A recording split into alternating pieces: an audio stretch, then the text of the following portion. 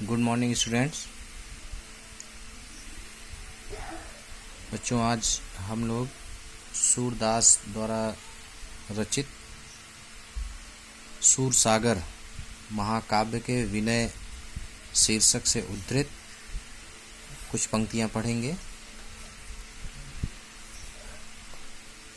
जिसमें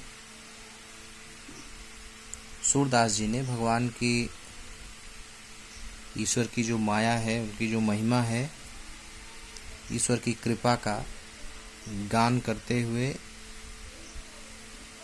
अपने उद्धार के लिए ईश्वर से प्रार्थना की है।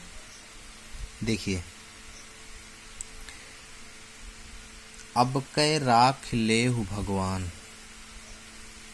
भाषा ब्रज है, इसलिए जो है आपको सीधे सीधे नहीं समझ में आएगा कि अब कै राख लेहु भगवान। हौ अनाथ बैठो द्रुम डरिया, पारध साधे बान। ताके डर में भाज्यो चाहत, ऊपर ढुक्यो सचान। दुहु भांति दुख भयो आन, यह कौन उबारे प्राण। सुमिरत ही अहि डस्यो पारधी, कर छूट्यो संधान। सूरदास सर लाग्यो सचानहि, जय जय कृपा निधान। देखिए, राख लेहु माने रक्षा करो। राख लेहु माने क्या? रक्षा करो। द्रुम डरिया, द्रुम माने होता वृक्ष। बैठो माने बैठा हूं। डरिया माने डाल पर। पारध माने शिकारी। पारध माने क्या? शिकारी। साधे बाण, साधे माने निशाना लगाया हुआ है, बाण माने बाण से। ताके डर में भाज्यो चाहत, भाज्यो चाहत माने भागना चाहती हूँ। ऊपर ढुक्यो सचान, सचान माने बाज। सचान माने क्या? बाज। ढुक्यो माने ढका हुआ है। दुहु भात दुख भयो आन, यह दुख भयो आन, यह मतलब ये दोनों तरफ से जो मुझे क्या है? दुख है। कौन उबारे प्राण। उबारे माने उबारना, बचाना। सुमिरत माने स्मरण करना। डस्यो माने डस लिया। पारधी माने शिकारी को। कर छूट्यो संधान, संधान का मतलब होता है कि धनुष पर चढ़ा हुआ बाण। धनुष पर चढ़ा हुआ बाण जिसे हम संधान कहते हैं। सुमिरत, हाँ। सूरदास सर लाग्यो सचानहि, लाग्यो माने लग गया, सचानहि माने बाज को, जय जय कृपा निधान। अब देखिए इसकी व्याख्या देखिए। मैंने आपको प्रसंग बता ही दिया है कि इस पद के माध्यम से सूरदास ने ईश्वर की अनंत कृपा का गान करते हुए, ईश्वर की महिमा का, उनकी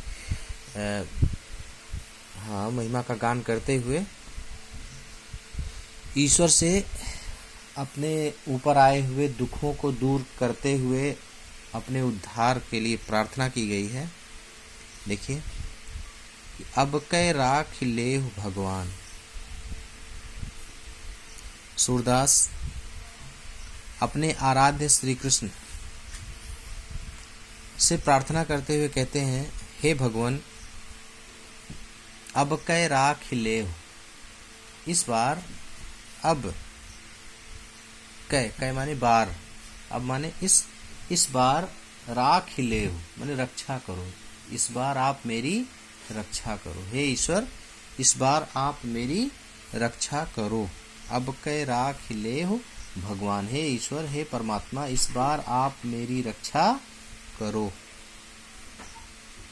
या आप मेरी रक्षा कीजिए।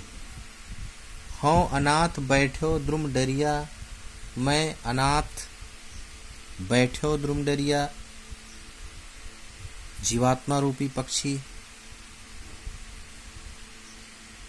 सूरदास ने एक पक्षी के माध्यम से इस जीवात्मा को, अपनी आत्मा को, अपनी जीवात्मा को एक पक्षी के माध्यम से प्रस्तुत किया है।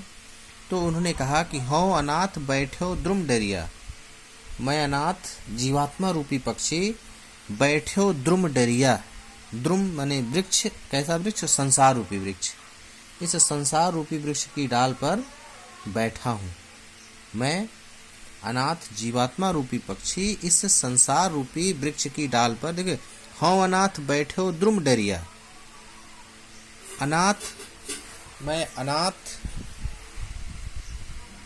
जीवात्मा रूपी पक्षी, अपने को अपनी जीवात्मा को पक्षी मानते हुए उन्होंने कहा जीवात्मा रूपी पक्षी बैठे हो द्रुम डरिया, मैं कहाँ बैठा हूँ? संसार रूपी वृक्ष की डाल पर। और पारध साधे बाण, मुझे मारने के लिए, पारध माने क्या? शिकारी। कैसा शिकारी? माया रूपी शिकारी ने, है ना। देखिए यहाँ जो है रूपक अतिशयोक्ति अलंकार है। उन्होंने कहा कि माया रूपी शिकारी ने, पारध साधे बाण, माया रूपी शिकारी ने कैसा बाण? अविद्या रूपी, अज्ञानता रूपी बाण का संधान किया हुआ है, ताना हुआ है मुझे मारने के लिए। पारध साधे बाण मतलब मैं अनाथ जीवात्मा रूपी पक्षी संसार रूपी वृक्ष की डाल पर, है ना, बैठे हो द्रुम डरिया। द्रुम डरिया मतलब वृक्ष की डाल पर, लेकिन वृक्ष कैसा है? संसार रूपी। जीवात्मा इस संसार में है, इसलिए जीवात्मा रूपी पक्षी संसार रूपी वृक्ष की डाल पर बैठी है और ऊपर पारध साधे बाण, और ये जो है माया रूपी शिकारी अज्ञानता रूपी बाणों का संधान किए हुए मुझे मारने के लिए तत्पर है। अब देखिए, ताके डर में भाजो चाहत, उस माया रूपी शिकारी के द्वारा अज्ञानता रूपी बाणों का संधान करने के कारण मैं डर कर अपने प्राणों की रक्षा के लिए भागना चाहता हूँ, ऊपर उड़कर भागना चाहता हूँ, लेकिन ढक्यो सचान, लेकिन ऊपर भी अहंकार रूपी बाज, ढक्यो माने ढका हुआ है, मंडरा रहा है, सचान माने बाज, अहंकार रूपी बाज। कैसा बाज? अहंकार रूपी बाज क्या कर रहा है? ऊपर मुझे पकड़ने के लिए, मुझे झपटने के लिए मंडरा रहा है ना। तो ऐसी स्थिति में बैठे हो द्रुम डरिया, मैं संसार रूपी वृक्ष की डाल पर बैठी हूँ, तो माया रूपी शिकारी ने अज्ञानता रूपी बाणों से संधान किया हुआ है, और उस माया रूपी शिकारी के अज्ञानता रूपी बाणों से बचने के लिए अगर मैं ऊपर उड़कर उड़ना चाहती हूँ, भागना चाहती हूँ, तो ऊपर कौन? अहंकार रूपी बाज मंडरा रहा है मुझे झपटने के लिए, मुझे किसी भी पल जो है झपटने के लिए अहंकार रूपी बाज ऊपर मंडरा रहा है। ऐसी स्थिति में सुमिरत दुहु भांति दुख भयो आन, यह कौन उबारे प्राण। इसलिए हे प्रभु, हे ईश्वर, मेरे लिए तो दोनों ही स्थितियां बड़ी ही दुखदाई हैं। दुहु भात दुख आन भयो, या दोनों ही तरफ से मेरे ऊपर इतना संकट, इतना दुख आ गया है। कौन उबारे प्राण, मेरे प्राणों की रक्षा अब भला कौन करेगा? कौन उबारे, अब मेरे प्राणों की रक्षा कौन करेगा? कौन उबारे, दोनों परिस्थितियों से मुझे कौन बचाएगा?